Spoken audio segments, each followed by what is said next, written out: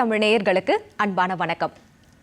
பாதகம் செய்பவரை கண்டால் நாம் பயம் கொள்ளலாகாது பாப்பா, மோதி மிதித்து விடு பாப்பா, அவர் முகத்தில் உமிழ்ந்து விடு பாப்பா என்று மகாகவி பாரதியார் ஒரு குழந்தை எப்படி துணிச்சலாக இருக்க வேண்டும் என்று தனது பாடலின் மூலமாக நமக்கு பாடமாக சொல்லிவிட்டு சென்றிருக்கிறார். அந்த வகையில் குழந்தைகள் பாதுகாப்பு முறைமைகள் என்ற தலைப்பில் உங்களோடு நாங்கள் இன்று உரையாட இருக்கிறோம். இந்த நிகழ்ச்சியில் உங்களுக்கான விழிப்புணர்வு, குறிப்பாக பெற்றோராக இருந்தால் உற்றார் உறவினர் அனைவரும் உங்கள் இல்லங்களில் இருக்கும் குழந்தைகளை எப்படி பாதுகாப்பாக பார்த்து கொள்ள வேண்டும் என்பதற்கான வழிமுறைகள் இந்த நிகழ்ச்சியில் உங்களுக்காக காத்து கொண்டிருக்கிறது. இந்த தலைப்பை பற்றி பேசுவதற்காக முக்கியமான ஒரு விருந்தினர் நம்மோடு இணைந்திருக்கிறார். அவர் தமிழ்நாடு அரசின் முன்னாள் முதன்மை செயலாளர், ஓய்வு பெற்ற IAS அதிகாரி மற்றும் தமிழ்நாடு குழந்தை உரிமைகள் பாதுகாப்பு ஆணையத்தின் முன்னாள் தலைவர் முனைவர் திருமதி MP நிர்மலா அவர்களை நிகழ்ச்சிக்கு அன்போடு வரவேற்கிறோம். வணக்கம் மேம். வணக்கம்மா. ஒரு சிறப்பான ஒரு ஆளுமை கொண்ட ஒரு நபரை இந்த சிறப்பான சட்டங்கள் தொடர்பான ஒரு விழிப்புணர்வு நிகழ்ச்சியில் சந்திக்கிறது எங்களுக்கு மிகப்பெரிய மகிழ்ச்சிமா. இப்போ போக்சோ சட்டம் அப்படின்றது மட்டும்தான் எங்கள் எல்லாருக்குமே தெரியுமே தவிர, அந்த போக்சோ சட்டம் அப்படின்றது எதற்காக, இதில் யார் தண்டிக்கப்பட இருக்கிறார்கள், யார் அஃபெக்ட் ஆகிருக்காங்க, இந்த மாதிரி நிறைய விஷயங்கள் தெரிஞ்சுக்க வேண்டியிருக்கிறது. அப்போ போக்சோ சட்டம் அப்படின்னா என்னன்னு முதல்ல எங்களுக்கு சொல்கிறீங்களா? அதாவது நம்முடைய குழந்தைகள் விதையிலிருந்து தோன்றிய விருட்சங்கள். அந்த விருட்சம் நன்றாக வளர வேண்டும் என்றால் அதனை பாதுகாப்பது மிக மிக அவசியம். ஆகவே இந்த குழந்தைகள் பாதுகாப்பாக இருக்கிறார்கள் என்று நினைத்து கொண்டு சில சட்டங்கள் வந்தது. அதுவும் ஐநா நாம் இந்தியா ஒரு சிக்னிட்டரி, அதாவது நாம் குழந்தைகள் பாதுகாப்பு தொடர்பாக கையெழுத்திட்டு இருக்கிறோம். அதில் ஒரு 45 சாராம்சங்கள் இருக்கின்றன குழந்தை பாதுகாப்பு தொடர்பாக. அந்த வகையிலே இந்த போக்சோ சட்டம், இந்த நிர்பயா கேஸ் எல்லாருக்கும் தெரிந்த ஒன்று. டெல்லியில் நடந்த ஒரு பாலியல் வன்புணர்வு கொடுமையான நிகழ்வுக்கு பிறகு நம்ம நாட்டிலும் ஒரு சட்டம் வேண்டும் என்று எடுத்துக்கொண்டு வரப்பட்டது இந்த POCSO, prevention of abuse against child.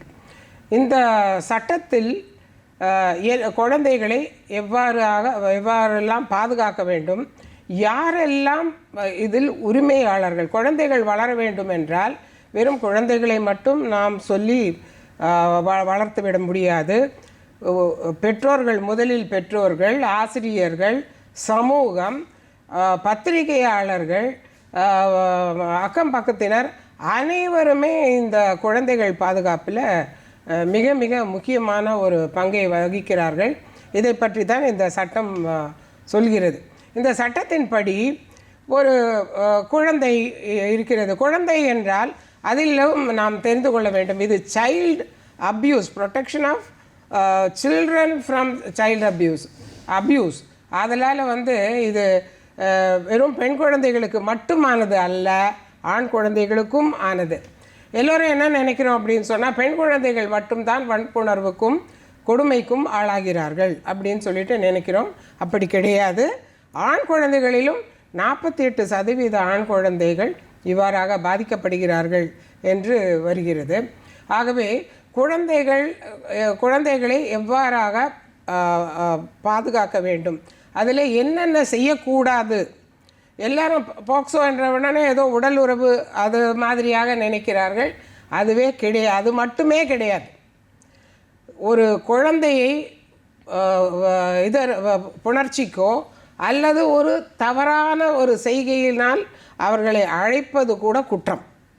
பாலியல் சீண்டல் மட்டும் இல்லை. சீண்டல் என்றால் வெறும் வர்பல் வாய்மொழி இல்லை, கைகளினால், கண்களினால், செய்கையினால், எதன் வாயிலாக இல்லை எழுதி கொடுப்பது, எதனாலேயும் ஒரு கொடுமை நிகழக்கூடாது.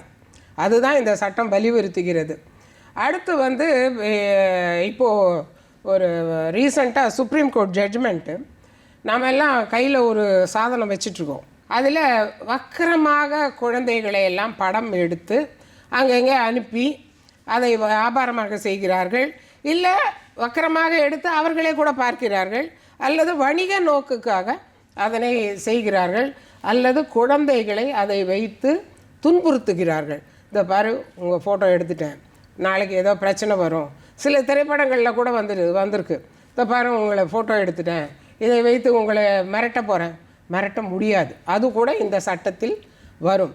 ஆகவே மனம், வாக்கு, செயல் எதில் தவறு செய்தாலும் சட்டம் அதனுடைய பணியை செய்யும். Protection of children from sexual offences act, போக்சோவை பற்றி ரொம்ப அழகாக சொன்னீங்க. இப்போ அந்த குழந்தைகள் வரும்போது ஆண் குழந்தை, பெண் குழந்தை இருவருக்கும் அந்த வயது வரம்பு இருக்கும் இல்லையா, அவங்க அஃபெக்ட் ஆகிற அந்த வயது வரம்பு, அதுக்கும் இப்போ சாதாரண ஒரு செக்ஷுவல் கேஸ், அதாவது செக்ஷுவல் ஆக்ட்டுக்கும் இதுக்கும் இருக்கிற அந்த டிஃப்ரென்ஸ், அந்த வயது வரம்பு பற்றி சொல்ல முடியுமா? அதாவது நாம் இப்பொழுது 2 சப்ஜெக்டை பார்க்குறோம். ஒன்று தொழிலாளர்கள். அதில் கான்ஸ்டிடியூஷன் என்ன சொல்லியிருக்குன்னாக்கா, செக்ஷன் 14 அனைவருக்கும் கட்டாய கல்வி, 14 வயது வரை அனைத்து குழந்தைகளும் கல்வி பயில வேண்டும் என்பது கட்டாயம். ஆனால் இந்த ஆக்ட் பிரகாரம் இதுவும் ஜுவனைல் ஜஸ்டிஸ் ஆக்ட், இது 2த்துக்கும் என்ன எப்படின்னாக்கா, இந்த யூஎன் டிக்ளரேஷனில் 18 வயது அப்படின்னு சொல்லியிருக்கிறாங்க. ஆகவே எந்த குழந்தையும் 18 வயது வரை இந்த சட்டத்தின் கீழ் வரும். சரி, இதில் தவறு செய்த ஒரு குழந்தை இருக்குது. அது எப்படி அப்படின்னு சொன்னாக்க, அந்த அந்த பிரிவில் அனைத்து குழந்தைகளுமே தவறு செய்யும் பொழுது இன்னசென்ட் அப் டு 18 இயர்ஸ் அப்படின்னு பொது விதி. ஆனால் ஆண் குழந்தைகள் தவறு செய்யும் பொழுது 16 வயது குழந்தை தவறு செய்தால் அந்த குழந்தையை அடல்ட்ஸ் எப்படி விசாரிக்கிறாங்களோ அது மாதிரியாக விசாரிக்கப்பட வேண்டும். அடுத்து இந்த குழந்தைகள் தவறு செய்கிறார்கள். இப்பொழுது 16 வயது வரைன்னு வச்சுக்கோங்க. 16 வயது வரை இந்த குழந்தைகள் தவறு செய்கிறார்கள் என்றால் அவர்களுக்கு பல கவுன்சிலிங், ஏன் தவறு செய்தார்கள், எதற்காக இது மாதிரி மனநிலை, என்ன இவர்களை ரிஃபார்ம் பண்ணணுமா, இல்லை இவங்களை ப்ரொபேஷன், அதாவது இவர்களை கண்காணித்து இவர்களை விடலாமா அப்படிங்கிறத பற்றி இந்த சட்டம் சொல்கிறது. ஆகவே சிறுவர்கள் பாதிக்கப்படுபவர்கள் ஒரு பக்கம், சிறுவர்களே தவறு செய்தவர்களாகவும் இருப்பது இன்னொரு பக்கம். ஆகவே இந்த 2 பேர்களுக்கும் ஒரு பாதுகாப்பு இந்த சட்டத்தின் வாயிலாக கொடுக்கப்படுகிறது. இந்த 16 வயது அப்படின்னு வந்தது எதனாலன்னா, முதல்ல அனைவருக்கும் 18 வயது தான் இருந்தது. இந்த நிர்பயா கேஸில் ஒருத்தர் 16 வயது, அந்த சிறுவனை முன்னிறுத்தி இவர்கள் தவறு செய்தார்கள். உடனே அப்பொழுது தான் இதை பற்றி நிறைய டிபேட் குழந்தை இது மாதிரி இவர்களை சிறுவர்களை முன்னிறுத்தி தவறு செய்ய ஆரம்பிக்கிறார்கள். ஆகவே அது தவறே இல்லை அப்படின்னு சொல்லிட்டெல்லாம் பல இதில் திரைப்படங்கள்லாம் வசனம் வந்திருக்கும். அது தவறு. இது மாதிரியாக வரும் சிறுவர்களை அவர்களை எப்படி சீர்திருத்துவது என்பதை பற்றியும் இந்த ஆக்ட் போகுது. அதே மாதிரி பாதிக்கப்பட்ட குழந்தைகள் அதை பற்றி என்ன செய்வது அப்படிங்கிறத பற்றியும் இது ரொம்ப விலாவாரியாக ஆப்ரேஷன் ப்ரொசீஜர் இருக்குது. எப்படி இந்த குழந்தைகளை வந்த உடனே பாதிக்கப்பட்ட குழந்தைகள் என்றால் யாரிடம் புகார் கொடுக்க வேண்டும், என்ன செய்ய வேண்டும், அது மாதிரி செய்யும் குழந்தைகளுக்கு என்னென்ன பாதுகாப்பு. சரி, எல்லாம் எங்களுக்கு தெரியும், நாங்கள் சொல்லாமையே இருந்துட்டோம் அப்படின்னு சொன்னால் பெற்றோர்களையும் அதில் தண்டிக்கலாம், ஆசிரியர்கள் தெரிந்து நடந்திருந்தால் அவர்களையும் தண்டிக்கலாம், உற்றார் உறவினர் அக்கம் பக்கத்துக்காரர்களுக்கும் தெரிந்து வாயை மூடிக்கொண்டு இருந்தால் அவர்களுக்கும் தண்டனை உண்டு. அதே மாதிரி கம்ப்ளைண்ட்காக நம்ம போகும் பொழுது அங்கே எந்த ஆக்ஷனும் எடுக்கலைன்னா, முதல்ல கம்ப்ளைண்ட் கொடுக்குற மெத்தடே எப்படி அப்படின்னு சொன்னால், இந்த சட்டத்தின் பிரகாரம் மிக மிக முக்கியமான எவிடன்ஸ் மருத்துவருடைய சிகிச்சை, முதல்ல என்ன நடந்தது அப்படின்னு சொல்லிட்டு பார்ப்பதற்காக செய்ய வேண்டும். சரி, முதல்ல சைல்ட் லைனில் ரிப்போர்ட் பண்ணலாம், 1098 சைல்ட் லைன், இதில் ரிப்போர்ட் பண்ணி இது மாதிரி நடந்துருச்சின்னு உடனே பார்க்கலாம். அல்லது சிடபிள்யூசின்னு இருக்குது, சைல்டு வெல்ஃபேர் கமிட்டி, அதுக்கு முன்னாடி ஒவ்வொரு டிஸ்ட்ரிக்ட்லேயும் இருக்குது, அங்கேயும் போகலாம். அல்லது மாவட்ட ஆட்சி தலைவர்கிட்ட போயிடலாம், யாரும் எங்களுக்கு தெரியலன்னா அவர்களிடம் செல்லலாம். போலீஸ் ஸ்டேஷனில் போய் புகார் கொடுத்து எஃப்ஐஆர், முதல் தகவல் அறிக்கை, அதை பதிவு செய்யலாம். இதில் எப்படி ஒரு குழந்தை இது மாதிரி வந்தது அப்படின்னு சொன்னால், போலீஸ் ஸ்டேஷன்லேயும் எல்லா இடத்துலையும் உட்காந்துருக்கிற மாதிரி ஒரு ரைட்டர் உட்காந்துட்டு சரி சொல்லுங்கள் அப்படின்னு சொல்லி ஒரு குற்றவாளியை இல்லை குற்றம் நடந்த இடத்துல விசாரிக்கிற மாதிரிலாம் விசாரிக்கக்கூடாது. இந்த குழந்தைகளை தனியாக அழைத்து சென்று பெற்றோர்கள் முன்னிலையில் அல்லது பாதுகாப்புக்கு வந்தவர் தலைமை உடன் இருக்க இவர்களை விசாரிக்கணும், எஃப்ஐஆர் போடணும். சைல்ட் ஃப்ரெண்ட்லி போலீஸ் ஸ்டேஷன் சொல்லுவாங்க. போன உடனே எந்த குற்றத்தன்மை உடைய ஒரு நிகழ்வும் அங்கே இருக்கிற மாதிரி அந்த குழந்தைக்கு தெரியக்கூடாது. ஃப்ரீ அண்ட் ஃபேர் ட்ரையல் அதெல்லாம் அமர்ந்து அந்த குழந்தை என்ன நடந்தது ஏது நடந்ததுன்னு சொல்லலாம். உடனடியாக எஃப்ஐஆர் பதிந்த உடனேயே அருகில் உள்ள அரசு மருத்துவமனைக்கு சென்று அந்த குழந்தையை சோதிப்பது மிக மிக முக்கியம். கண்டிப்பாக ரொம்ப அற்புதமாக சொன்னீங்க மேம். இப்போ அடையாளம் காணுதல் இருக்கு இல்லையா, இப்போ பெற்றோர்கள் என்ன அச்சப்படுவாங்கன்னா நம்மளுடைய குழந்தையோட எதிர்காலம் பாதிக்கப்பட்டுருமோ, நியூஸ் பேப்பரில் இல்லை எங்கேயாவது மீடியாவில் அவங்களுடைய புகைப்படங்கள் வந்துருமோன்னு பயப்படுறதுனாலே பல பேர் அச்சப்படுறாங்க. இதை பற்றி என்ன நினைக்கிறீங்க? அதாவது போக்சோ ஆக்டை பொறுத்தவரையிலும் ப்ளஸ் ஜுவனல் ஜஸ்டிஸ் ஆக்ட்லேயும் குழந்தைகள் பாதுகாப்புங்கிறது மிக மிக முக்கியமானது. எந்த இடத்துலையும் குழந்தைகளுடைய புகைப்படம் வெளியிடப்படக்கூடாது. அது மட்டும் இல்லை, ஒரு சங்கீத குறி மாதிரி எல்லாம் இதற்கு பக்கத்தில் அதன் வீட்டு எதிரில் அப்படியெல்லாம் கூட கொடுக்கக்கூடாது.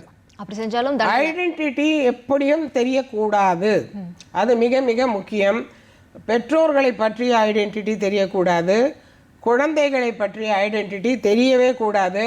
சும்மா அந்த குழந்தைகளுக்கு ஒரு கோடு கோடாக போட்டு அவர்களை ஆனாக்கும் லைட்டாக தெரிகிற மாதிரி அது மாதிரி செய்வதும் தவறு. அது மாதிரி செய்பவர்களுக்கும் தண்டனை உண்டு. இதுதான் போக்சோ சட்டம் இல்லையா? இப்போ ரொம்ப அற்புதமாக சொன்னீங்க மேம். இப்போ பெற்றோர்கள் பார்த்தீங்கன்னா எவ்வளவோ விழிப்போட தான் இருக்காங்க. குழந்தைகளை நிறைய பள்ளிக்கூடங்களுக்கு அனுப்புறதா இருந்தாலும் சரி, பிற வகுப்புகளுக்கெல்லாம் அனுப்புறதா இருந்தாலும் சரி, எப்படியோ ஒரு சந்தர்ப்பத்தில் இது மாதிரி நடந்துருது. அப்போது அந்த விழிப்போடு இருக்க பெற்றோர்களுக்கு நீங்கள் சொல்கிறது என்ன, குட் டச் பேட் டச்ன்னு நிறையலாம் சொல்லித்தராங்க. அப்போவும் இந்த மாதிரி நடக்குதே, நம்ம என்ன பண்ணலாம்? அதாவது ஒன்று மட்டும் இப்பொழுதெல்லாம் குட் டச்சும் இல்லை பேட் டச்சும் இல்லை, நோ டச் அப்படிங்கிறது தான் நான் முதல்லேருந்தே சொல்லிட்டு வரேன். ஏன்னாக்க நம்ம ஃபாரின் கண்ட்ரீஸ்லாம் போனாக்க நம்ம ஊரில் இருக்கிற மாதிரி குழந்தைகளை கன்னத்தெல்லாம் பிடிச்சி கிள்றதெல்லாம் செய்ய முடியாது. நம்ம ஊரில் தான் இது மாதிரியெல்லாம் தொட்டு அப்படியே அணைத்து அதெல்லாம் அங்கெல்லாம் கிடையவே கிடையாது. குழந்தைகள் அப்படின்னாக்கா அப்படி ஸ்ட்ரைட்டாக அப்படி நிற்கும். ஆனால் இங்கே பெற்றோர்களை ஒரு அளவுக்கு நம்ம எஜுகேட் பண்ண வேண்டியது ரொம்ப ரொம்ப முக்கியம். சில காரணத்தில் வீட்டில் இருப்பவர்களே அந்த குழந்தைகளை வன்புணர்ச்சிக்கு ஆளாக்க நேரிடும். ஈவன் கோஃபி அண்ணன் முன்னாள் ஐநா தலைவர் அவரே சொல்லியிருக்கார், 52% இந்த மாதிரியான நிகழ்வுகள் வீட்டிலேயே தான் நடக்கிறது. அதுவும் பெண்களுக்கு, பெண் குழந்தைகளுக்கு ஒரு பாதுகாப்பின்மை வீட்டிலேயே தொடர்வது. அது இன்னொன்று பெற்றோர்கள் இது வெளியில் சொன்னாக்க ஏதாவது பிரச்சனை வந்துடும், இது தேவையே இல்லை. இது சமுதாயத்தின் கொடுமை. இந்த கொடுமையை களையணுன்னா நீங்கள் முதல்ல சொன்னீங்க, பாதகங்கள் செய்பவரை கண்டால் நீ பயம் கொள்ளலாகாது பாப்பா. இது ஏன் பயப்படணும்? இதில் வெளியில் சொல்லும் பொழுது தான் இந்த சட்டத்தை இன்னும் எப்படி இருக்க முடியும், எப்படி தவறு செய்தவர்களை தண்டிக்க இயலும் அப்படின்னு சொல்லிட்டு செய்ய முடியும். இன்னொன்று, எந்த இடத்துலையுமே அவர்களுடைய பெயர், விலாசம், எந்த அடையாளமுமே வெளியிடப்பட மாட்டாது. இதுக்கு ஒரு சம்பவம் சொல்கிறேன். சென்னையில் ஒரு பெரம்பூர் கிட்ட ஒரு குழந்தை, அந்த குழந்தைக்கு அப்பா இல்லை, சித்தப்பா தவறு செய்கிறாரு. இந்த குழந்தை என்ன செய்யுதுன்னு தெரியல. அம்மா அந்த சித்தப்பாவோட அஃபேரில் இருக்கிறாங்க. சொன்னாலும் இது கேட்கல. உடனே போலீஸ் சைல்ட் லைனுக்கு 1098 ஃபோன் பண்ணி இது மாதிரி எங்களுக்கு இது மாதிரி ஆயிடுச்சு அப்படின்னு சொன்ன உடனே அந்த பொண்ணை அழைச்சி என்ன எப்படி என்ன எல்லாவற்றையுமே ரகசியமாக பாதுகாத்து அதுக்கப்புறம் அந்த பார்த்தாக்க திருப்பி வீடு அந்த குழந்தைக்கு சரியான இடம் இல்லை. திருப்பி வீட்டுக்கு அனுப்பினாக்க பாதுகாப்பு இல்லை. அந்த வீட்டில் இருந்த அந்த ஆளையே காமிச்சு கொடுக்கறதுக்கு அந்த அம்மாவே தயாராக இல்லை. அப்படி இருக்கும் பொழுது வேறு பாதுகாப்பான ஒரு இடத்துக்காக ஒரு தனியார் ஹாஸ்டல், ஆனால் இதுக்கெல்லாம் ஒத்துழைப்பு தந்தது ஒரு அரசு பள்ளி. அந்த குழந்தை அரசு பள்ளியில் படிச்சிட்ருக்கு. அந்த அரசு பள்ளி தலைமை ஆசிரியை பக்கத்தில் இருக்கிற ஒரு ப்ரைவேட் ஹோமில் அந்த குழந்தைய சேர்த்துட்டு அந்த குழந்தைய வந்து நல்லா யாருக்குமே ஸ்கூல்லையோ இதுலேயோ யாருக்குமே இந்த குழந்தை எப்படி அப்படிங்கிறது தெரியவே தெரியாது. அது மேல் படிப்பு படிச்சுக்கிட்டு இருக்கு. ஒரு நாள் எங்கள் மெம்பர் உறுப்பினர் வந்து அந்த பொண்ணு எப்படி படிக்குது எப்படி இருக்குங்கிறதுக்காக தலைமை ஆசிரியர் சென்றால் அந்த தலைமை ஆசிரியை அந்த குழந்தைய கூட்டிகிட்டு வர சொன்னாங்க. நான் குழந்தைன்னு சொல்கிறதுனால 18 வயசு யாருன்னாலும் குழந்தை தான். அதனால் வந்து அந்த குழந்தைய கூப்பிட்டு வர சொன்னாங்க. வந்த உடனே எப்படி இருக்கீங்க என்ன எல்லாம் விசாரித்தாங்க. அது அந்த குழந்தை ரொம்ப சந்தோஷமாக இருக்குது, எனக்கு நல்ல பாதுகாப்பாக இருக்குது, இப்பொழுது என்னால் படிப்பில் கவனம் செலுத்த முடியுது அப்படின்னு சொல்லிட்டு சொல்கிறாங்க. போகும்போது அந்த ஹெட்மிஸ்ட்ரஸ் வந்து ஒரு பசில் மாதிரி ஒரு பேப்பரை கொடுத்து, ஹெட்மிஸ்ட்ரஸ்ஸு திடீர்னு பசில் ஒன்று போட முடியுமான்றதுக்காக கூப்பிட்டாங்க அப்படின்னு போய் கிளாஸில் சொல்லு அப்படின்னு சொல்லி அனுப்பியிருக்காங்க. அதாவது நான் எதுக்கு இந்த ஒரு நிகழ்வை சொல்கிறேன்னா, ஒரு அரசு தலைமை ஆசிரியை இந்த அளவுக்கு ஒரு ரகசியத்தை பாதுகாத்து யாருக்குமே தெரியாது. அதே மாதிரி சைல்ட் ரைட்ஸ் கமிஷனில் ஒரு முக்கியமான அந்த பாலியல் சீண்டலுக்கு ஆளான ஒரு குழந்தை அது வரும். அது பாட்டுக்கு 2 நாள் இவங்களை யாரையா கூட்டிகிட்டு வரேன், 3ஆவது நாள் ஒரு ஸ்கூட்டியை எடுத்துக்கிட்டு வந்துருச்சு. ஆனால் எதுக்கு சொல்கிறேன்னா, எங்கள் அலுவலகத்திலேயே அந்த குழந்தை யாருன்னு தெரியாது, அது பாட்டுக்கு வரும் உள்ள. நம்ம வந்து அந்த ரகசியத்தை பாதுகாப்பது மிக மிக அவசியம். ஏன்னாக்கா இப்போது ஒரு சமீபத்தில் ஒரு அம்மா ஃபோன் பண்ண தொலைபேசி வேலையில் சொன்னாங்க, அந்த குழந்தை வந்து இது மாதிரி பாலியல் தொந்தரவுக்கு ஆளாகியிருக்கு. பண்ணது வந்து ஒரு சிறுவன், அதாவது இந்த குழந்தைக்கு 9 வயது, அந்த சிறுவனுக்கு 14 வயது. செய்து முடித்த பிறகு இப்பொழுது அந்த பையன் மேலே ஆக்ஷன் எடுத்துட்ருக்குறாங்க. ஆனால் 14 வயது, ஜெயிலெல்லாம் போட முடியாது, ரிஃபர்மேட்ரின்ட்டு சோஷியல் டிஃபென்ஸில் அந்த ஸ்பெஷல் ஹோம்க்கோ இதுக்கோ தான் அனுப்பணும். இல்லைன்னா நான் முதலே சொன்ன மாதிரி இந்த 3 கவுன்சிலிங் கொடுக்கறது இது மாதிரி தான் செய்ய முடியும். ஆனால் அந்த தெருவில் இருக்கிற எல்லாருமே அந்த பெண் குழந்தைய ரொம்ப ஒரு மாதிரி டீஸ் பண்ணிக்கிட்டு இருக்காங்க அப்படின்னு உடனே இப்போது அந்த மாவட்ட குழந்தை நல அலுவலர் அந்த குழந்தைக்கு ஒரு சேஃப்டி பிளேஸ் ஆஃப் சேஃப்டி எங்கே மாதிரி ஒரு ஹாஸ்டலில் சேர்க்கலாமா இல்லை வேறு எங்கேயாவது இது பண்ணலாமா அப்படிங்கிறத பற்றி ஆராய்ஞ்சிட்ருக்காங்க. 1. 2வது விக்டிம் காம்பன்சேஷன் ஃபண்டுன்னு ஒன்று இருக்குது. இது மாதிரி சீண்டலுக்கு ஆளாகிறாங்க, அவர்களுக்கு மருத்துவ சிகிச்சை தேவைப்படும், சில இடங்களில் கவுன்சிலிங் தேவைப்படும். சின்ன குழந்தைகள்லாம் வந்து இது மாதிரி சீண்டலுக்கு ஆளாகும்போது சைக்கலாஜிக்கல் ட்ரோமா நிறைய இருக்கும். அந்த மாதிரி இருக்கிறப்ப அவர்களை அதிலிருந்து கொண்டு வந்து சாதாரண குழந்தைகளாக எப்படி மாற்றுவது, அதுக்காக வந்து ஃபண்ட் இருக்குது. அந்த விக்டிம் காம்பன்சேஷன் ஃபண்டு அது மாவட்ட ஆட்சித்தலைவர் மூலம் அங்கே லீகல் செல் இவங்களுடைய பரிந்துரை பேரில் கிடைக்கும்.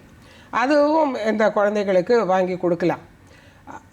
இந்த அதாவது பெற்றோர்கள் இன்னொன்றையும் பார்க்க வேண்டும். இந்த பையனோ பெண்ணோ அவர்களுடைய குணாதிசயங்கள் சில மாறி இருந்தால் என்ன ஏது அப்படின்னு சொல்லிட்டு பார்க்கணும். இதே பையனை இப்போ எல்லாரும் வந்து பையன் தப்பு பண்ண மாட்டான், இல்லை எங்கள் பையன் ரொம்ப நல்லவன் அப்படின்லாம் சொல்லிகிட்டு இருப்பாங்க.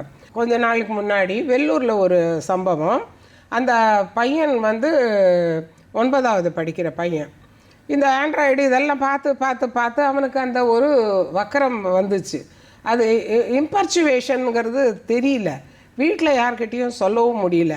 இதில் வந்து இருக்கிற மாதிரி ஒரு குழந்தைய ட்ரை பண்ணலாமே அப்படின்னு சொல்லி ஒரு குழந்தைய ட்ரை பண்ணி அதனுடைய வாயெல்லாம் கட்டி போட்டு கடைசியில் அந்த குழந்தை இறந்துடுச்சு. ஆனால் இந்த பையனை கேட்கும்போது ஏன்பா இப்படி பண்ண அப்படின்னாக்கா, இல்லை இதில் ஏதோ போட்டிருக்கு, இது மாதிரி வந்திருக்கே, இதை நான் ஏன் ட்ரை பண்ணக்கூடாதுன்னு நினச்சேன். இதுக்கு ஒரு நல்ல ஒரு ஆலோசனை அவங்க பெற்றோர்கள் கொடுத்துருந்தா, இது உன்னுடைய வயசு கோளாறு, இது மாதிரி தான் இருக்கும் அப்படின்னு சொல்லியிருந்தாங்கன்னு சொன்னாக்கா அந்த குழந்தைய வந்து நல்லபடியாக வந்திருக்கும். இன்னொன்று, இந்த மாதிரியான ஒரு ஹார்மோன் ப்ராப்ளம் எல்லாருக்கும் உண்டு. நம்ம பார்க்குறோம், நாய்க்கு இருக்குது, பூனைக்கு இருக்குது, எல்லாருக்கும் இருக்குது. எக்ஸப்ட் எருமை மாட்டுக்கு மற்றது எல்லாத்துக்கும் இருக்கும். இருந்ததுன்னா அதுக்கு வந்து அதனுடைய வேலை என்ன, குட்டி போடுறது. அது உன்னுடைய வம்சத்தை பெருக்கிறது. சின்ன குழந்தைகளுக்கு ஹார்மோன் ப்ராப்ளம் வந்தால் அது கட்டுப்பாட்டில் கொண்டு வந்து நாம் அதை நல்லபடியாக வழி நடத்தணும். அதுதான் முக்கியமே தவிர, ஆமாம் உனக்கு இது மாதிரி வந்துச்சுன்னா உடனே பெற்றோர்களோ இல்லை டீச்சர்ஸோ என்ன சொல்லுவாங்க அப்படின்னா, இது பிஞ்சிலேயே பழுத்த பழம் முத்திடுச்சு அப்படின்னு சொல்லி திட்டுவாங்களே தவிர, அவர்களை வந்து கூட்டிகிட்டு போய் எப்பா இல்லை குழந்தையே, இது வந்து எல்லோருக்கும் இது மாதிரியாக வர்ற நிகழ்வு தான், இது மாதிரி ஒரு உணர்வு வரும், ஆனால் மனிதர்களாகிய நாம் வந்து அதை கட்டுப்படுத்தி கொள்ள வேண்டும். நம்மளுடைய எண்ணம் என்ன? மேலே படிக்கணும், நல்ல பெரிய பதவிக்கு போகணும், நல்ல சிறந்த குடிமகனாக இருக்க வேண்டும் அப்படிங்கிறது தானே நம்மளுடைய நோக்கமாக இருக்கணும். அதை விட்டுட்டு இந்த மாதிரி ஒரு சீண்டல், அதுக்கப்புறம் அது எல்லா சினிமாலேயும் வரும், கல்யாணம் தான். கல்யாணம் படிக்கிட்டு என்ன பண்ண போகிறாங்க? 10ஆம் கிளாஸும் +2வும் படிச்சுட்டு அவர்களுடைய எதிர்காலம் என்னவாகும்? இதை பற்றி ஏன் அவர்கள் இது காதல் ஊதல்னு சொல்லிட்டு நிறைய படங்கள்லேயும் வரும். அதுவும் தவறான ஒரு நிகழ்வு. அதாவது சிறு குழந்தைகளை பாலியல் சீண்டலுக்கு உள்ளாக்குவதே தவறு. அதை தான் வந்து இந்த சட்டம் வலியுறுத்துகிறது. ஆகவே இப்பொழுது வந்து யாராவது எனக்கு ஃபார்வேர்ட் பண்ணிட்டாங்கங்க, அதை தான் நான் வச்சுக்கிட்டு பார்த்துக்கிட்டு இருக்கேன்றதும் தவறு. ஃபார்வேர்ட் பண்ண உடனே அழித்துடணும். சரி, எனக்கு ஃபார்வேர்ட் பண்ணிட்டாங்க, நான் இன்னும் ஒரு 10 பேருக்கு அனுப்புகிறேன்னா அதுவும் தவறு. ஆகவே இப்போது அது வந்து ரீசண்டாக சுப்ரீம் கோர்ட் ஜட்ஜ்மெண்ட்டு இந்த ஃபோனோகிராஃபி, அதாவது குழந்தைகளுடைய அந்தரங்க உறுப்புகளையும் அந்தரங்கத்தை காண்பித்து அதை ஒரு ட்ரேடாக பண்ணுறது, அதையும் அது வந்து மீடியாவில் any printed media R electronic media எந்த மீடியா வழியாகவும் அது பரப்பக்கூடாது. பரப்பினால் அது மிகப்பெரிய குற்றம், அது வந்து தண்டனைக்கு உள்ளான குற்றம் அப்படின்னு சொல்லிட்டு இப்போது தீர்ப்பு வந்திருக்கு. இல்லைன்னா எல்லோரும் சொல்லுவாங்க, யாரோ ஃபார்வர்ட் பண்ணாங்க, நான் அதை வச்சிட்ருக்கேன், நான் வந்து சரி என் ஃப்ரெண்ட்ஸ் தானே, சரி இப்படி பார்த்துக்கோன்னு சொல்லி அனுப்பினேன் அப்படின்னு சொல்கிறது தவறு. ஆகவே இனிமேலெல்லாம் அது மாதிரி அவர்களுடைய செல்லில் அது மாதிரி வந்ததுன்னு சொன்னால், இல்லை எலக்ட்ரானிக் மீடியா வேறு ஏதாவது ஒரு இதில் அது மாதிரி ஒரு நிகழ்வு வந்ததா உடனடியாக எரேஸ் பண்ணணும். இல்லைன்னா அது சைபர் கிரைமுக்கு உடனே சொல்லி இதை எரேஸ் பண்ணணும்னு சொல்லணும். கண்டிப்பாக மேம். இப்போ போக்சோ சட்டம்னு வரும்பொழுது இதில் தண்டனைகள் வந்து ரொம்ப கடினமானது அப்படின்னு சொல்கிறாங்க. அந்த தண்டனைகள் குறித்து சொல்ல முடியுமா? ஒரு உறுப்பு தொடர்றது அப்படிங்கிற மாதிரியான ஒரு நிகழ்வு அப்படின்னு சொன்னால் 10 ஆண்டுகள் வரையில் சிறை தண்டனை வித் இம்ப்ரிசன்மெண்ட் ப்ளஸ் பெனல்ட்டி ரெண்டும் உண்டு. முதல்ல 7 வருடம் இருந்தது, தற்பொழுது 10 வருடமாக மாற்றப்பட்டிருக்கு. அது ஒன்று. அடுத்து வந்து இந்த சொலிசிட்டிங் அதுக்கு 3 மாதத்தில் இருந்து 10 வருடம் வரலையும் தண்டனை இருக்குது. அடுத்து இது மாதிரி வன்புணர்வு செய்த குழந்தை இறந்து விட்டது என்றால் அதற்கு வந்து மரண தண்டனை உண்டு. ஆகவே வந்து அனைத்து விவகாரங்களுக்கும் தண்டனை உண்டு. இதில் ஐபிசியும் சேர்த்து ப்ளஸ் ஐடி ஆக்ட் அதுவும் சேர்த்து போக்சோவும் சேர்த்து எல்லாத்தையும் சேர்த்து எவ்வாறாக நல்ல தண்டனை கொடுக்க முடியுமோ அந்த மாதிரியான தண்டனைக்கு நல்ல இது இருக்குது. ஆகவே தண்டனையை பற்றி பயந்தாவது இது மாதிரியான நிகழ்வுகளை கொஞ்சம் தடுக்க வேண்டும். அடுத்து இந்த பெற்றோர்களும் சரி, ஆசிரியர்களும் நான் பார்க்குறேன் இது மாதிரியான வக்கரம் இதெல்லாம்னாக்கா அவர்களுக்கே புரியறது இல்லை. இது இல்லை இந்த பையன் ரொம்ப மோசமாக பேசுகிறான், இந்த பெண்ணு வந்து ரொம்ப வக்கர புத்தி, இது இப்போவே இப்படி இருக்குது, இனிமேல் உருப்படாது, இப்படியெல்லாம் வந்து அவர்களை சொல்கிறது தவறு. நாங்கள் இருந்தப்போ ஒரு தடவை ஆசிரியர்களுக்கெல்லாம் பயிற்சி அளிக்கும்போது அவங்க சொன்னாங்க, பெரம்பு வச்சுக்கிட்டு இல்லாத அந்த நாள் தாங்க. நான் சொன்னேன், பெரம்பு கிடையவே கிடையாது. சைக்கலாஜிக்கல் அப்ரோச், அவர்களை தனியாக அழைத்து அவர்களுக்கு என்ன ஏன் உனக்கு இது மாதிரியான நிகழ்வு அப்படிங்கிறத சொல்லி கொடுத்தோம் அப்படின்னு சொன்னால், ஆண்களுக்கும் சொல்லி கொடுத்தாக்க அந்த பையன்கள் வந்து தவறு செய்வதற்கு உட்பட மாட்டார்கள். பெண் குழந்தைகளுக்கு சொல்லி கொடுத்தா அது ஒரு பாதுகாப்பாக அமையும்.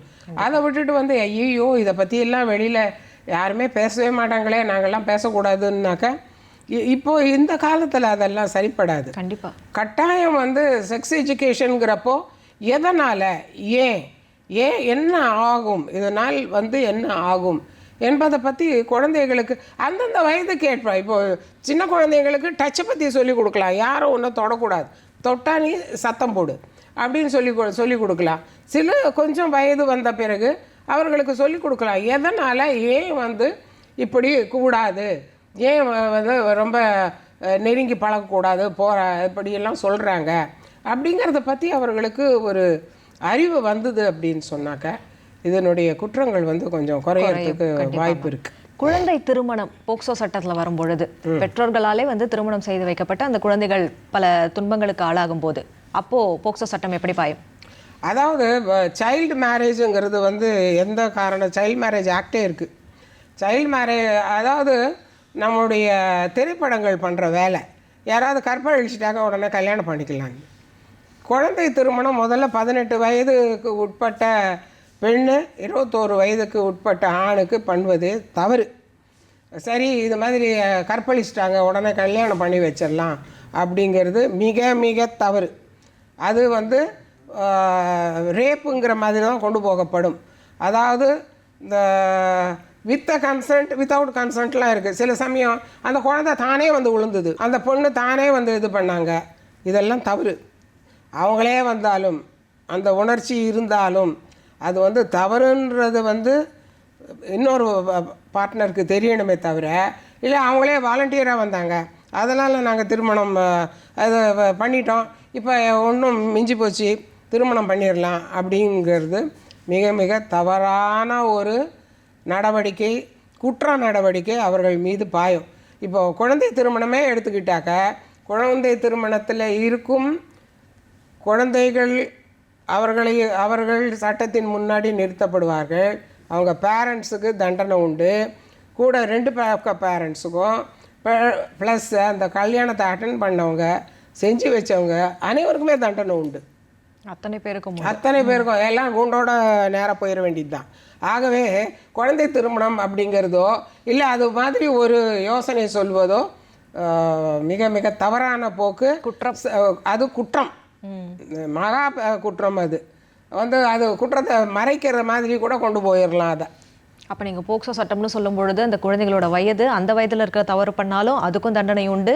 அதை விட தண்டனை 2 மடங்கு, எல்லா மற்ற சட்டங்களை விட இதில் தண்டனை ஜாஸ்தி. தண்டனை ஆமாம், ஏன்னாக்க இதனுடைய பாதிப்பு மிக தாக்கம் குழந்தைகளை மிக மிக அச்சுறுத்தல் இல்லை, அவங்களுடைய எதிர்காலத்தையே கெடுக்கும் விதமாக இருக்கும். இந்த மாதிரி ட்ரோமா வந்த குழந்தைகள் நல்லபடியாக ஒரு நல்ல சிட்டிசனாக நல்ல ஒரு இதில் வருவதுங்கிறது ரொம்ப ரொம்ப கடினம். ஆகவே தான் வந்து இந்த தண்டனையும் அதுக்கேற்ற மாதிரி, தண்டனை வந்து குற்றம் செய்வது எப்படியோ அதுக்கேற்ற தண்டனை தான். இப்போ ஐயோ எல்லாரையும் 10 வருஷம் உள்ளே தள்ளிடுவாங்கன்னாக்கா, உங்களை யார் தவறு செய்ய சொன்னது? திருடுறது மட்டும் பரவாயில்லை, அது வெறும் ப்ராப்பர்ட்டி தான். ஆனால் இது உடல் வயசு ஒன்ஸ் ஓன் ப்ராப்பர்ட்டி, அதை வந்து களவாடினாக்கா பரவாயில்லையா? அது வித்து கன்சென்ட் வித்தவுட் கன்சென்ட் எல்லாம் அதெல்லாம் தவறான முறை. எந்த குழந்தைகள் அப்படிங்கும்போது கன்சென்டெல்லாம் தேவையே இல்லை, கன்சென்ட்டே கூடாது. கன்சென்ட்டில் இருந்தாலும் அது தவறு தான். ரொம்ப அற்புதம். பாய்சன் அப்படின்னு சொல்லிட்டு ஆமாம் கொஞ்சம் பரவாயில்ல, பாய்சன் பரவாயில்ல கொஞ்சம் சாப்பிட்லாம் அப்படின்னு சொல்ல முடியுமா? கண்டிப்பாக முடியாது. குற்றம் தான். ரொம்ப அற்புதமாக சொன்னீங்க. இப்போ போக்சோ ஆக்ட் பற்றி பார்த்துட்டோம். அடுத்து தொழிலாளர்கள், இளம் பருவ குழந்தை தொழிலாளர்கள், இவங்களுக்கான அந்த சட்டம் இருக்கு இல்லையா, அதாவது குழந்தை தொழிலாளர்கள் சட்டம், ப்ரொஹிபிஷன் அண்ட் ரெகுலேஷன் ஆக்ட். இப்போ முன்னெல்லாம் 1931 சட்டம் தான் அமலுக்கு இருந்தது. குழந்தைகள் வந்து கான்ஸ்டியூஷன் பிரகாரம் 14 வயது வரை அவர்கள் ஒரு கல்விக்கூடத்தில் தான் இருக்கணும். அவர்கள் கல்வி கற்பது மிக மிக அவசியம். அந்த மாதிரியான அந்த இதில் வந்து கல்வி, இது வந்து பாடம் படிக்கிறது இல்லை, கல்வி கற்க வேண்டும்னாக்க அதற்கு தக மாதிரி, இப்போ என்ன மாதிரி அவர்கள் வயதுக்கு ஏற்ற கல்வி பயில வேண்டும், அது முக்கியம். அவர்கள் அந்த நேரத்தில் போய் ஆடு மாடு மேய்ச்சிட்டு இருக்கக்கூடாது, சும்மா வேறு ஏதோ வேலையெல்லாம் செய்யக்கூடாது. இதுதான் நான் அந்த குழந்தை தொழிலாளர்.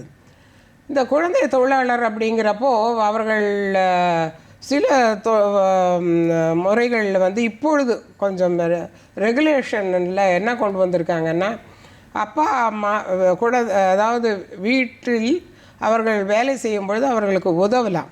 இப்போது அக்ரிகல்ச்சர் அந்த மாதிரி இதில் செங்கல் சூளை கூட இருக்கு. செங்கல் சூளை கிடையாது. செங்கல் சூளை ஹசாடஸ். அதாவது எந்த இடத்துல நெருப்பு இருக்கிறதோ, எந்த இடத்துல அமிலம் போன்றவை இருக்கிறதோ, எந்த இடத்துல ஆபத்து உண்டாக்குமோ, எந்த இடம் மேலேருந்து கீழே குதிச்சா, இப்போ மைன்ஸ் எல்லாம் இருக்குது, மைனிங், அதெல்லாம் வந்து அதுவும் தவறு. இது மாதிரியான இடங்கள் வந்து ஹசாடஸ் இண்டஸ்ட்ரின்னு வகைப்படுத்தி இருக்கிறாங்க. ப்ளஸ் பிச்சை எடுக்கிறதும் ஒரு லேபர் அப்படின்னு அதற்கும் தண்டனை உண்டு. ஆகவே பெற்றோர்கள் 14 வயது வரையில் குழந்தைகளை பள்ளிக்கூடங்களுக்கு கல்வி கற்க அனுப்ப வேண்டும். அதற்கு பிறகு 18 வயது வரை அவர்களுக்கு உதவுற தொழில் ஆகியவற்றை செய்யலாம். இன்னொன்று, அந்த குழந்தைகளுடைய வளர்ச்சி மிக மிக முக்கியம். இப்போது என்ன பெரிய பிரச்சனை, எல்லாரும் வந்து இந்த பட்டாசு தொழிற்சாலை, பீடி தொழிற்சாலை, இதிலெல்லாம் தீப்பிடிக்கும் ஆபத்து மிக மிக சுலபமாக பிடிச்சிடும். அப்புறம் வெள்ளம் பிடிக்கிற அது நெருப்பு. நான் முதல்ல சொன்ன மாதிரி நெருப்புக்கிட்டேயும் அவர்களை போகக்கூடாது. அமிலம் ஏதாவது கொதிக்கிற எண்ணெய் கொதிக்குது, இப்போ முறுக்கு சுடுறது, வீட்டில் முறுக்கு சுட்டாக்கா கூட சேர்ந்து உக்காரலாமான்னாக்கா செய்யக்கூடாது தான். ஏன்னாக்கா அந்த எண்ணெய் இவர்கள் மீது தெரிக்கலாம் இல்லையா. ஆகவே நெருப்புடன் செய்யும் எந்த தொழிலும், இதில் அமிலத்தோடு செய்யும் தொழிலும், ஆபத்தான தொழிலும், இவை எல்லாமே குழந்தைகளை அண்டவே கூடாது.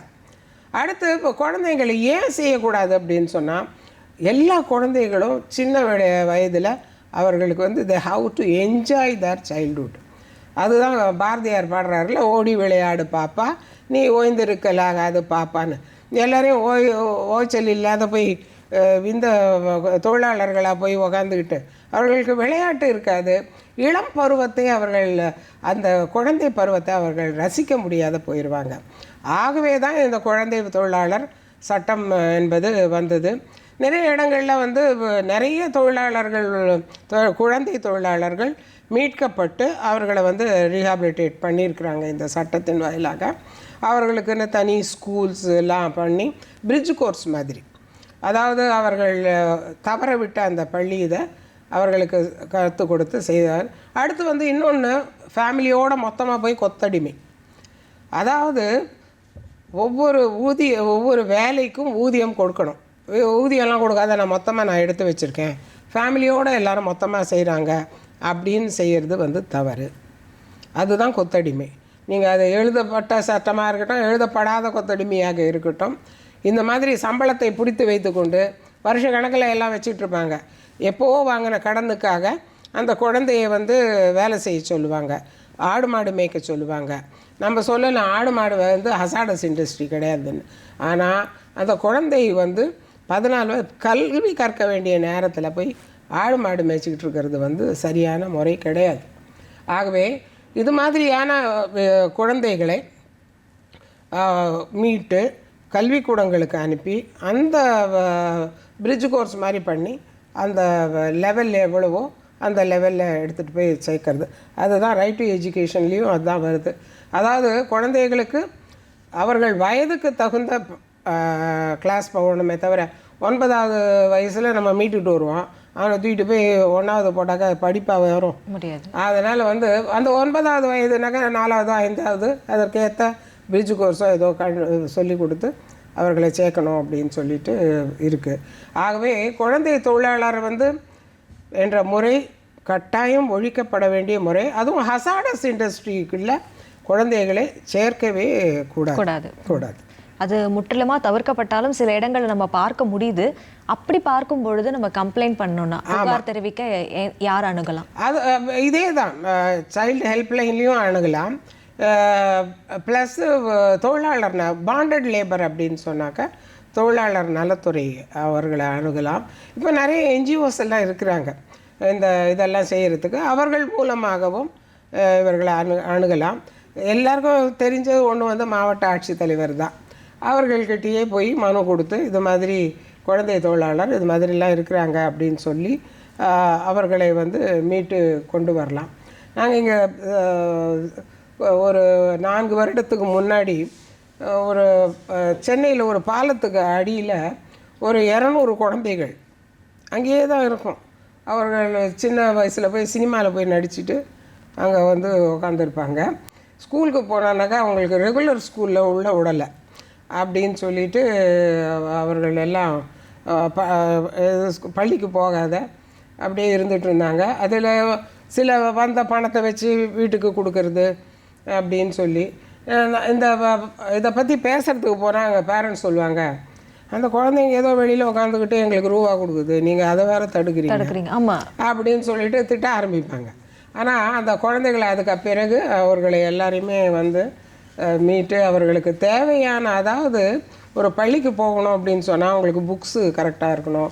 டீச்சர்ஸ் ரொம்ப ரொம்ப முக்கியம். இந்த தொழிலாளர் இதில் டீச்சர்ஸுடைய பங்கு, அதாவது அதில் ஒரு இந்த பிள்ளைகள் எல்லாம் ஒரு மாதிரியாக தலையெல்லாம் கட் பண்ணிட்டு போவோம். உடனே டீச்சர்ஸ் நீங்கள்லாம் உருப்படுவீங்களா, எல்லோரும் உங்களை பார்த்து கெட்டு போயிடுவாங்க அப்படின்னு சொல்லி ஸ்கூலில் சேர்க்கலை. ப்ளஸ் இவங்களுக்கு வந்து டைமிங்ஸு, அதாவது 8 மணி 9 மணி பள்ளினாக்கா அது மாதிரி போக முடியாது.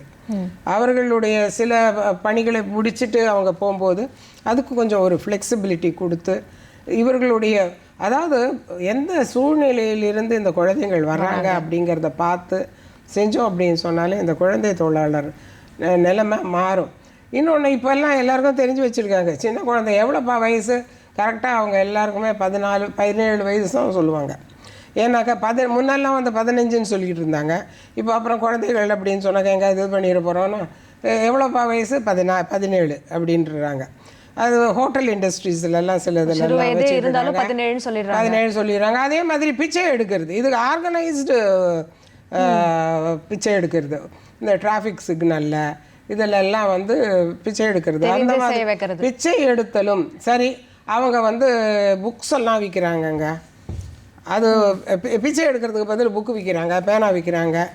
ஆனால் அசாடஸ்ன்னு வரும்பொழுது திடீர்னு சிக்னல் போட்டு வண்டி வந்ததுன்னா அதுவும் ஆபத்தான முறை தானே.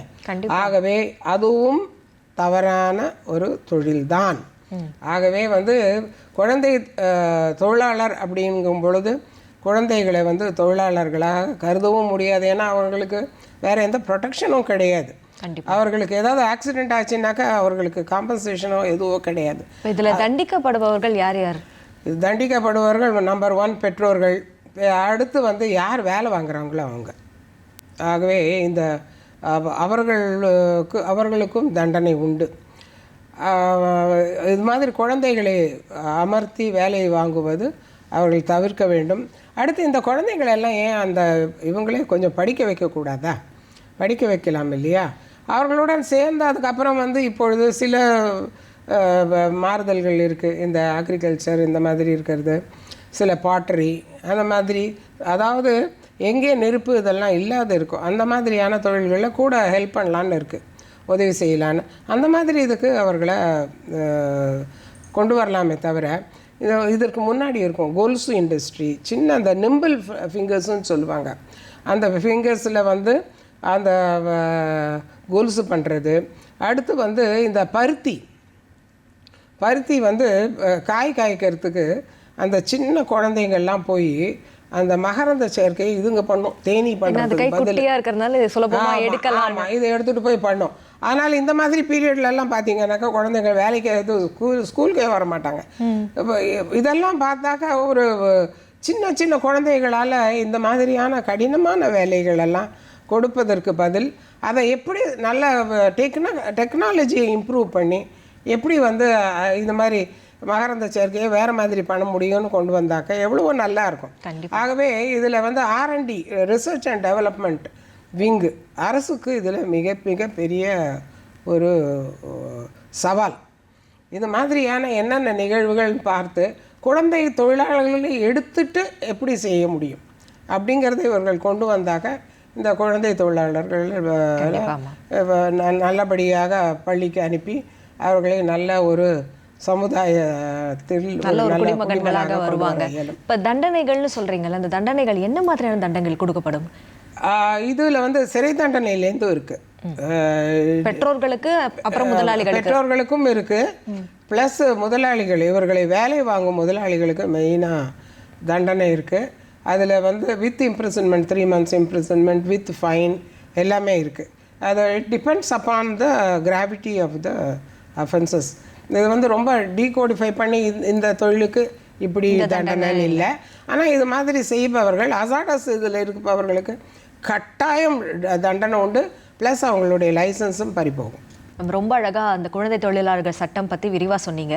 இப்போ இதுல பெற்றோர்கள் பாத்தீங்கன்னா, என்னோட குழந்தையால எனக்கு ஒரு வருமானம் வருது, அதை ஏன் நான் விடணும் அப்படின்ற மாதிரி அவங்க அனுப்புறாங்க. இப்போ அவங்களுக்கு ஒரு அறிவுரை சொல்லணும்னா நீங்க என்ன சொல்வீங்க? அதாவது பெற்றோர்கள் குழந்தைகளை வந்து ஒரு ப்ராடக்டாக நினைக்கக்கூடாது. அவர்களுக்கு வந்து அவர்களுக்கு பொருள் ஈட்டி தரும் ஒரு இது என்ன மிஷின் இல்லை.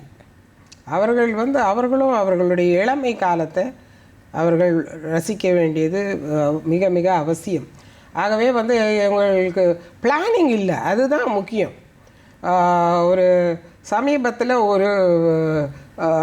அது வந்து மேல்நாட்டில் ஒரு 6 குழந்தைகள் இருக்கிற ஒரு அம்மா, அவர்களுக்கு சரியாக சாப்பாடு போடலை. திருப்பி 7வது குழந்தை கர்ப்பம் ஆன உடனே அந்த குழந்தை போய் மேஜிஸ்ட்ரேட் கிட்ட போய், எங்கள் அம்மா இது மாதிரி தப்பு பண்ணியிருக்கா, எங்கள் 6 பேருக்குமே சாப்பாடு போட முடியல, 7வது குழந்தை வேணும் அப்படின்னு சொன்னால் இது எப்படி அப்படின்னு சொல்லி, இது ஒரு பரபரப்பான கேஸு. நீங்கள் சொன்னீங்க அவங்க எல்லாம் ரூபா கொடுப்பாங்க. இது ஒரு 2 குழந்தைகள் இருக்கும் பொழுது என்ன பிளானிங்கோ அதை பண்ண வேண்டியது தானே. அதை விட்டுட்டு இவங்க எல்லாருமே எங்களால் முடியல அப்படின்னு சொன்னாக்கா, அது மாதிரி இருக்கிறதுக்கு குழந்தைகள் வந்து குழந்தை செல்வம், ஆனால் குழந்தைகளுக்கு இவங்களுக்கு சம்பாதிச்சு போடுற மிஷின் கிடையாது. ஆகவே இதை முதல்ல நம்ம தெரிஞ்சுக்கணும். அடுத்து வந்து there are so many social welfare schemes are there. எவ்வளோ இது இருக்குது. அது மாதிரி இதில் வருமானத்தை எப்படி பெருக்கிக்கலாம் அப்படிங்கிறத வந்து அது மாதிரி ஒரு மேலே ஒரு இதுக்கு போகணுமே தவிர, அதை விட்டுட்டு நாங்கள் இருப்போம், நாங்கள் குடிக்கிறதுக்கு இதுக்கெல்லாம் பணம் வேணும், அதுக்காக என் பிள்ளைகள்லாம் வந்து வேலைக்கு போகணுன்னாங்க. இதெல்லாம் குழந்தைகள் வேலைக்கு போகிறது அது மிக மிக தவறு. அது நீங்கள் அப்போ குடிக்கிறத நிறுத்துங்க, பிள்ளைகளை படிப்புக்கு பள்ளிக்கூடங்களுக்கு அனுப்புங்க. ஆகவே உட்காந்து ஒரு குழந்தைகளை வந்து ஒரு மெஷினாக நினைக்கிறது வந்து மிக மிக தவறு. கண்டிப்பாக அதற்கு உரிய தண்டனை உண்டு தான். ஆகவே வந்து இவர்கள் ஹெல்ப் பண்ணுறாங்க, நாங்கள் பிழைக்கிறதுக்கே இவங்களை முடியல அப்படின்னு சொன்னாக்க there are lot of schemes. எந்த ஸ்கீம் கீழே போய் குறிப்பிட்ட அதிகாரிகளையோ இவங்களையோ சேர்த்து என்ன மாதிரியாக செய்யலாம். ப்ளஸ் சமுதாயத்துக்கும் இதில் ஒரு பங்கு உண்டு. இதில் வந்து என்ன மாதிரி இவர்களை முன்னேற்றலாம் அப்படிங்கிறது கொண்டு வர வேண்டியதும் சமுதாயத்தின் கடமையை தவிர, இன்னும் ஒரு 4 பேர் குழந்தைகளெல்லாம் தொழிலாளர்களாக அனுப்புங்க அப்படின்னு சொன்னாக்க அது சமுதாயத்துக்கே கேடு. இவ்வளவு வருடம் இவ்வளவு சுதந்திரம் பெற்று இவ்வளவு ஒரு இதில் நாட்டில் அந்த குழந்தைகள் சம்பாதிச்சு தான் நம்ம சாப்பிடணுங்கிற ஒரு நிலைமை இன்னும் இருக்குது அப்படின்னா அந்த அவலத்துக்கு காரணம் சமுதாயம். அந்த சமுதாயம் வந்து இதுக்கு காரணமே நாம் தான் சொல்லிட்டு அவர்கள் முன் வந்து இந்த குடும்பத்தை எப்படி முன்னேற்றதுன்னு செய்ய முடியாதா? செய்யலாம் இல்லையா? தன்னார்வலர்கள் மற்ற இவர்கள் எல்லாருமே ஒரு குழந்தை இதுக்கு வருது அப்படின்னு சொன்னால் பாவம் இவங்க ஏழ்மை நிலைமையில் இருக்காங்க, இந்த ஏழ்மை நிலைமையிலிருந்து இவர்களை எப்படி மேலே கொண்டு வருவது அப்படிங்கிற ஒரு நிலைமை இருக்கலாம். அந்த மாதிரி கொண்டு வந்தாக்க மிக நல்லதாக இருக்கும். இந்த சத்துணவு முறையே அதனால் வந்தது தான். வீட்டில் சாப்பாடு போட முடியல அப்படிங்கிறத பார்த்துட்டு தான் இந்த சத்துணவு முறை அந்த காலத்திலேருந்து அடுத்து படிப்படியாக அது மதிய உணவு திட்டம் அப்படின்னு வந்து இப்பொழுது சத்துணவு திட்டம் வரலும் கொண்டு வந்து ப்ளஸ்ஸு படிக்கிற ஃபஸ்ட் ஜென்ரேஷன் இவங்களுக்கு பல உதவிகள் கொடுக்கறது. ஆக பள்ளிக்குன்னு ஒரு குழந்தை வந்துருச்சு அப்படின்னு சொன்னாக்கா அது பள்ளியிலே தங்குவதற்கு நிறைய திட்டங்கள் இருக்குது, அரசு திட்டங்கள் இருக்குது. ஆகவே அந்த திட்டங்களை எல்லாம் அவர்கள் பயன்படுத்தி கொள்ளலாம். ப்ளஸ் பெற்றோர்களுக்கும் வந்து தன்னுடைய வருமானத்தை எப்படி பெருக்கிக்கலாம் அப்படிங்கிறதுக்கும் இருக்குது. குழந்தைகளை முன்னிறுத்தி அவர்கள் பிழைக்கிறது அப்படிங்கிற எண்ணத்தை கைவிட வேண்டும். ரொம்ப அற்புதமாக சொன்னீங்கம்மா. இப்போது நான் ஒரு இடத்துக்கு போகிறேன், அந்த ஒரு நிறுவனத்தில் வந்து ஒரு குழந்தை தொழிலாளர் இருக்காங்க. அப்போ கம்ப்ளைண்ட்க்கு ஹெல்ப்லைன் நம்பர் சொன்னீங்க. அடுத்த கட்டமாக இந்த கம்ப்ளைண்ட்க்கு அப்புறம் எப்படி நகரும்? இப்போ நானே வந்து அங்கே நிற்கிறதுனால என் மேலே அந்த முதலாளி வந்து ஏதாவது பண்ணுறதுக்கு வாய்ப்பு இருக்கு இல்லையா? எல்லா இடத்துலையுமேம்மா நீங்கள் குழந்தை தொழிலாளர் வச்சுக்கோங்க, ப்ளஸ் போக்சோ வச்சுக்கோங்க, எந்த சட்டத்தின் கீழும் குழந்தைகள் பாதிக்கப்படுறாங்க அப்படின்னு சொன்னாக்க எந்த இடத்துலையும் கம்ப்ளைண்ட் பண்ணுறவங்களுடைய பெயரோ இதுவோ ஐடென்டிட்டியோ ரிவீலே பண்ண மாட்டாங்க. இதுலேயும் அப்படி தான், அதுலேயும் அப்படி தான். எல்லாத்துலேயுமே வந்து இது வந்து சட்டத்திற்கு முரணானது. ஆகவே இவங்கள் வந்து அடுத்து குழந்தைகள் ஐடென்டிட்டி எக்காரணத்தை கொண்டும் எந்த நிலைமையிலும் ஐடென்டிட்டி ரிவீல் பண்ணக்கூடாதுன்னே இருக்குது. ஆகவே இந்த மாதிரியாக குழந்தைகளுக்கு ஒரு பாதுகாப்பு வேண்டும். எந்த முறையில் இப்போ தொழிலாளர்களாக இருந்தாலும் சரி, பாலியல் சீண்டலால் பாதிக்கப்பட்ட குழந்தைகளால் சரி, இல்லை அந்த பாதுகாப்பை இல்லாத ஒரு நிலைமை இருக்கிற குழந்தைகளாக இருந்தாலும் சரி, இவர்களை பார்ப்பவர்கள் பெற்றோர்கள் பார்க்கலாம், இல்லை பக்கத்து வீட்டுக்காரங்க கூட கம்ப்ளைண்ட் பண்ணாக்க ஏதாவது அவங்கள இன்ட்ராகேட் பண்ணுவாங்க. அது கிடையாது. இது ஃபோன் கூட அவர்கள் ரிவீல் பண்ணலாம், என் நம்பர் வச்சுக்கோங்கன்னாக்கா நான் சொல்லலாமே தவிர, இல்லை என்றால் இவங்க கம்ப்ளைண்ட் கொடுத்தவங்க இவங்க அப்படிங்கிற மாதிரி அதோடு விட்டுருவாங்க. போய் திருப்பி சாட்சி சொல்ல வாங்க அப்படின்னு சொல்லிட்டெல்லாம் கூப்பிட மாட்டாங்க. அடுத்து வந்து இந்த போக்சோவில் மிக முக்கியமான ஒன்று என்ன அப்படின்னு சொன்னால், எல்லாத்துலேயுமே வந்து நம்ம கேஸை ப்ராசிக்யூஷன் தான், யார் இது அரசு தரப்பில் ப்ராசிக்யூஷன் தான் டெவலப் பண்ணணும். அதுதான் ப்ராசிக்யூஷன் ஹேஸ் டு ப்ரூவ் இது மாதிரி ஒரு தப்பு நடந்திருக்கு அப்படின்னு சொல்லி. ஆனால் போக்சோ சட்டத்தை பொறுத்தவரையிலையும் அக்யூஸ்டு தான் வந்து தன்னை, அதாவது குற்றம் சாட்டப்பட்டவர் தான் நிரபராதிங்கிறதுக்கு சாட்சியை அதை நிரூபிக்கணும். ஆகவே வந்து இதில் சாட்சி சொல்லி இதெல்லாம் கிடையாது.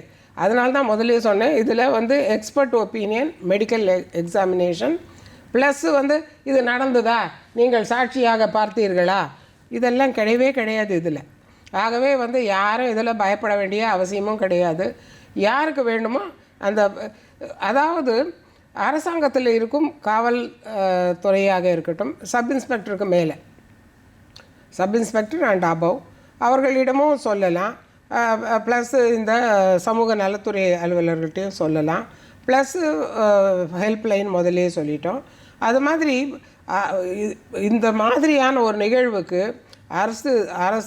அரசில் பணிபுரியும் அனைவருக்குமே பங்கு உண்டு. ஆகவே வந்து இதை வந்து கம்ப்ளைண்ட்டாக சொல்லணும் அப்படின்னு சொன்னாக்கா இவங்ககிட்ட தான் சொல்லணும் அப்படிங்கிறது இல்லை.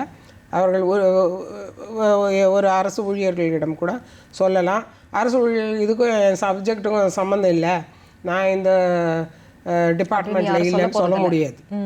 அவர்கள் அதை எந்த துறையோ அதற்கு எடுத்துக்கொண்டு போய் அது மேல் நடவடிக்கை தொடரலாம். ஏன்னா குழந்தைகள் பாதுகாப்புங்கிறது அனைவருடைய கடமை, மிக மிக முக்கியமான ஒன்று. ஆகவே வந்து உட்காந்துட்டு கம்ப்ளைண்ட் பண்ணிட்டாக்க நம்ம பேர் வந்துடும், கம்ப்ளைண்ட் பண்ணிட்டாக்க நம்மளை ஒரு வழி பண்ணிடுவாங்க, பயப்பட வேண்டிய அவசியமே இல்லை. அடுத்து இந்த நிகழ்வுகள் அனைத்துமே வந்து இன் கேமராவாக தான் நடக்கும். இது நடத்தும் பொழுது ரெகுலர் குற்றவாளி கூண்டு எல்லாம் கிடையாது. இது வந்து இன் கேமரா ரூம்குள்ளே தான் நடக்கும். மேஜிஸ்ட்ரேட் வந்து மஃப்டியில் தான் இருப்பார், அவர் ரோபு கீப்பெல்லாம் போட்டுக்கிட்டு இருக்க மாட்டார். யாருமே அவர்களுடைய உடைய போலீஸ்காரர் வந்து உட்காந்துக்கிட்டு அவர் காக்கி யூனிஃபார்ம் வித் பேட்டன் எல்லாம் வச்சுக்கிட்டு இருக்க மாட்டாங்க. அவர்களும் மஃப்டியில் தான் வருவாங்க. அடுத்து குழந்தைகளுக்கு விளையாடுறதுக்கு பொருள் எல்லாம் கூட இருக்கும் சில சமயம். ஏன்னாக்கா அதனுடைய ட்ராமா கொஞ்சம் குறைஞ்சி பதில் சொல்லணும் அப்படிங்கிற மாதிரி. அடுத்து வந்து அந்த குழந்தைய கிராஸ் எக்ஸாமின் பண்ண முடியாது. ஒரு ப்ராசிக்யூஷன் டிஃபென்ஸ் லாயர் வந்து ஆமாம் நீ இப்படித்தான் செய்தாயா அப்படின்னு சொல்லி அந்த குழந்தைய கேட்க முடியாது. குழந்தையா தான் டீல் பண்ணணும். குழந்தைய போய் உட்காந்துட்டு கிராஸ் கொஸ்டின் கேட்குறதோ இதுவோ அது நீதிபதியுடைய அவருடைய இதுவே நடக்கிறது. அவர் மேற்பார்வையில் அவருடைய சொந்த இதுதான். ஆகவே வந்து இதில் கிராஸ் கொஸ்டின் இது அடுத்து ஒரு என்ன நிகழ்வு நடந்ததுன்னு திருப்பி திருப்பி 10 தடவை கேட்கக்கூடாது. இது மாதிரி ஒரு 4 போலீஸ் ஸ்டேஷன் இன்வால்வ், இப்போ கேங் ரேப்புன்னு வச்சுக்கோங்க, 4 போலீஸ் ஸ்டேஷன் இன்வால்வ்டு, 4 போலீஸ் ஸ்டேஷனில் எஃப்ஐஆர் பதியணும் அப்படின்னு சொன்னால் 4 போலீஸ் ஸ்டேஷனுக்கு அந்த விக்டிமை கூட்டிகிட்டு போய் 4 தடவை சொல்லலாம் சொல்லக்கூடாது. ஒரே தடவை இது முதல்லையே வீடியோ பதிவு பண்ணி அதை செய்யணும். அடுத்து ஐடென்டிட்டி, நீங்கள் ஒரு நடுவில் ஒரு கேள்வி கேட்டீங்க, ஐடென்டிஃபிகேஷன் பரேடு யார் செய்தார்கள் இதில் அப்படின்னு சொல்லும்பொழுது இந்த குழந்தை எல்லாரையும் பார்த்துட்டு இப்படிலாம் சொல்ல முடியாது. குழந்தைய தனியாக பத்திரமா ஒரு இடத்துல வச்சு இவர்களை நடக்க விட்டு யார் யாருன்றதை தான் கண்டுபிடிப்பாங்க. ஆகவே இந்த குழந்தையுடைய பாதுகாப்பு இந்த சட்டத்தில் மிக மிக பாதுகாக்கப்படுகிறது. ரொம்ப சிறப்பாக சொன்னீங்க மேம். போக்சோவாக இருக்கட்டும், இல்லை குழந்தை தொழிலாளருக்கான அந்த ஒழுங்கு மற்றும் அந்த ஒழுங்குமுறைகள் மற்றும் அந்த தடுப்பு, இது குறித்து ரொம்ப சிறப்பாக இந்த நிகழ்ச்சியில் எங்களோட பகிர்ந்துட்டீங்க. சிறப்பான ஒரு விழிப்புணர்வு மட்டும் இல்லாமல் ஒரு வழிகாட்டுதல் நிகழ்ச்சியாகவே நம்ம நேயர்களுக்கு இது அமைஞ்சிருக்கும். நிகழ்ச்சிக்கு இன்று வந்ததற்கு மிக்க நன்றி. வணக்கம். நன்றி.